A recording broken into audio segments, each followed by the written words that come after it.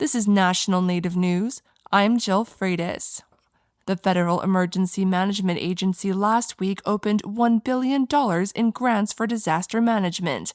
The news comes after the agency terminated the program for that work a year ago. But a federal court found that termination unlawful and ordered the agency to restart it. Aliona Naiden with the Alaska Desk has more on what that means for some tribes in Alaska.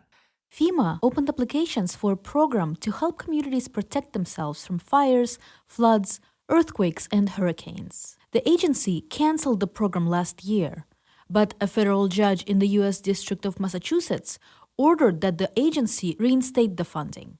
Dustin Evon is Tribal Resilience Coordinator for the village of Kwigillingok in western Alaska, one of the villages hit hardest by the ex-Typhoon Halong. The village participated in the FEMA program before it was canceled. Evon says it is still unclear how useful the new version of the program will be for Alaska villages like his. There's good news, but we'll see how it goes. So a lot of these grants don't really fit our rural Alaska villages. Last spring, FEMA canceled its program called Building Resilient Infrastructure in Communities, also known as BRIC. The agency called it wasteful, ineffective, and too concerned with political agendas. 20 states sued FEMA in response. Kwigillingok residents for years have been working to protect themselves from flooding and erosion and voted to relocate several years ago. In 2022, the village was accepted into the BRIC program to select a relocation site. Village leaders also applied for another BRIC grant to do a feasibility study for the site, but the program was canceled. We're all devastated. It's like a year and a half of work all down the drain. FEMA said BRIC has a few changes following the order to relaunch. The agency said it will eliminate phased projects, funding for hazard mitigation planning, and technical assistance provisions, the very things that tribes like Kwigillingok applied for in the past.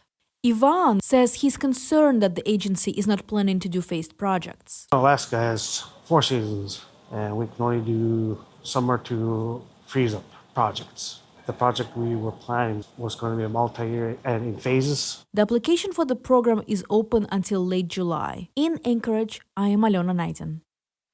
A new partnership between journalism and legal experts aims to improve how stories are reported across Indian country.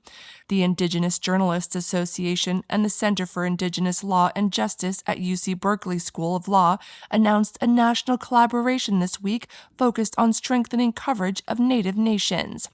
The effort will provide journalists with training in federal Indian law, tribal sovereignty, and best practices for reporting in Native communities. Mary Lopez Kiefer, executive director of the Center of Indigenous Law and Justice, said in a joint statement announcing the partnership, quote, "By working together, we can ensure that reporting on Indian country is grounded in legal accuracy, cultural respect, and a deeper understanding of tribal governance." Leaders say many of the most important issues in Indian country, like missing and murdered Indigenous people, water rights, and child welfare, are shaped by complex legal systems that are often misunderstood.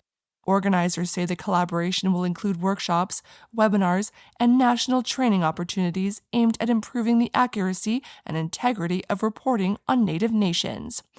I'm Jill Freitas.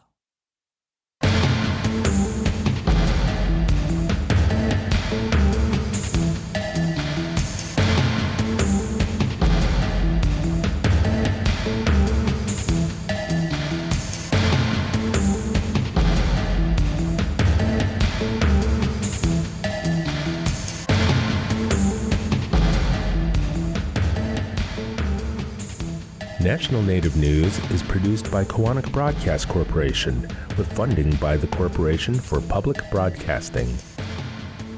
Support for law and justice-related programming provided by Hobbs, Strauss, Dean & Walker, LLP, a national law firm dedicated to promoting and defending tribal rights for over 40 years. More information available at hobbsstrauss.com.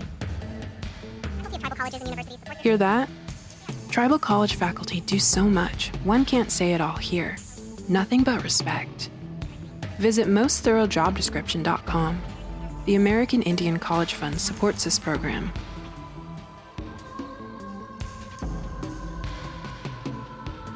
Native Voice One, the Native American Radio Network.